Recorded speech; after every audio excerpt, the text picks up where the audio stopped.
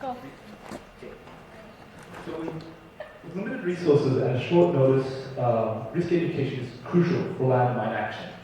This is very easy, cost-effective, and can be brought to a very large audience. And risk education to children is essential, as 50% of the victims of mines are children.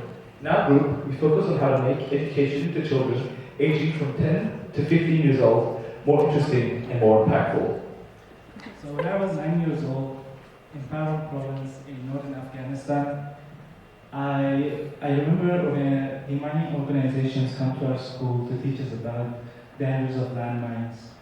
And despite their efforts to show us the dangers of landmines, to not approach it and not touch it, as kids, we would lose interest in the presentation because it was not engaging and interesting for us.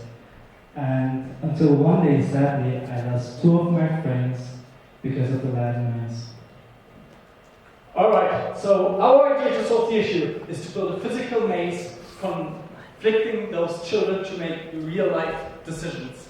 That's how it's roughly going to look like. So you're right here, and you sort of see those different signs. You have to remember what you learned, and you will get direct feedback. So I have a negative feedback telling you how to improve, or positive feedback. And for people that we can't reach anymore because they're not in school, you will create an app giving you general information, as well as digitalizing this kind of physical maze, so you can use Google Street View or VR to educate yourself.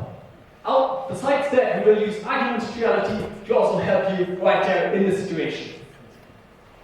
The steps forward are to cooperate with risk education organizations to create a pilot program for the physical version of the maze and the app.